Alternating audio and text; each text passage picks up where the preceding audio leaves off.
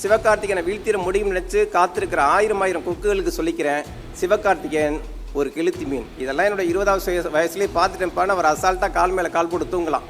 அப்பேற்பட்ட அனுபவம் பக்குவம் அவருக்கு இருக்குது. விமர்சனங்களை அவர் ஒருபோதும் அவர் ஒரு எதிர்ப்பை நினைக்கிற ஆளே கிடையாது. விமர்சனங்களை நல்லபடி ஏற்றுக்கிறவர். அவர்கிட்ட பல தடவை பார்த்து பேசி பழகின விதமாக நான் சொல்கிறேன். எந்த விமர்சனத்தையும் அவர் உதாசீனப்படுத்தல், ஏற்றுப்பார். நியாயமான விமர்சனங்கள் தான். ஆனால் அது வன்மமாக மாறுறப்போ அவர்கிட்டேருந்து எந்த பதிலையுமே நான் பார்த்ததில்லை. இன்முகமாக கடந்து போகிறது மட்டுமா தான் இருக்கும். ஒரே ஒரு வார்த்தையை மட்டும் நான் சொல்லிக்கிறேன். ஏன்னா நேரம் இல்லை, நிறைய பேச நினச்சேன், நேரம் இல்லை. கொக்கு ஒருபோதும் கெளுத்தி மீனை விழுங்காது. ஏன்னா கெளுத்தி மீனை சாப்பிட்டுச்சுன்னா கெளுத்தி மீனோட முள் கொக்கோட கழுத்தை கொதறி சாகடிச்சிடும், கொக்கை சாகடிச்சிடும். இயல்பான யதார்த்தமான கருத்துக்களாக இருக்கட்டும், எதிர்வினைகளாக இருக்கட்டும், விமர்சனங்களாக இருக்கட்டும், அதை பற்றி பிரச்சனை இல்லை. ஆனால் வன்மங்களால் சிவகார்த்திகேயனை வீழ்த்திட முடியும் நினைச்சு காத்திருக்கிற ஆயிரம் கொக்குகளுக்கு சொல்லிக்கிறேன், சிவகார்த்திகேயன் ஒரு கெளுத்தி மீன். இதெல்லாம் என்னோட 20வது வயசுலேயே பார்த்துட்டேன்ப்பான்னு அவர் அசால்ட்டாக கால் மேலே கால் போட்டு தூங்கலாம். அப்பேற்பட்ட அனுபவம் பக்குவம் அவருக்கு இருக்குது.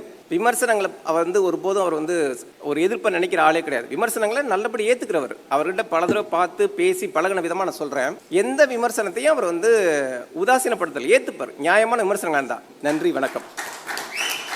சிவகார்த்திகேயனை வீழ்த்திட முடியும் நினைச்சு காத்திருக்கிற ஆயிரம் கொக்குகளுக்கு சொல்லிக்கிறேன், சிவகார்த்திகேயன் ஒரு கெளுத்தி மீன். இதெல்லாம் என்னோட 20வது வயசுலேயே பார்த்துட்டேன்ப்பான்னு அவர் அசால்ட்டாக கால் மேலே கால் போட்டு தூங்கலாம். அப்பேற்பட்ட அனுபவம் பக்குவம் அவருக்கு இருக்குது. விமர்சனங்களை அவர் ஒருபோதும் அவர் ஒரு எதிர்ப்பை நினைக்கிற ஆளே கிடையாது. விமர்சனங்களை நல்லபடி ஏற்றுக்கிறவர். அவர்கிட்ட பல தடவை பார்த்து பேசி பழகின விதமாக நான் சொல்கிறேன். எந்த விமர்சனத்தையும் அவர் உதாசீனப்படுத்தல், ஏற்றுப்பார். நியாயமான விமர்சனங்கள் தான். ஆனால் அது வன்மமாக மாறுறப்போ அவர்கிட்டேருந்து எந்த பதிலையுமே நான் பார்த்ததில்லை. இன்முகமாக கடந்து போகிறது மட்டுமா தான் இருக்கும். ஒரே ஒரு வார்த்தையை மட்டும் நான் சொல்லிக்கிறேன். ஏன்னா நேரம் இல்லை, நிறைய பேச நினச்சேன், நேரம் இல்லை. கொக்கு ஒருபோதும் கெளுத்தி மீனை விழுங்காது. ஏன்னா கெளுத்தி மீனை சாப்பிட்டுச்சுன்னா கெளுத்தி மீனோட முள் கொக்கோட கழுத்தை கொதறி சாகடிச்சிடும், கொக்கை சாகடிச்சிடும்.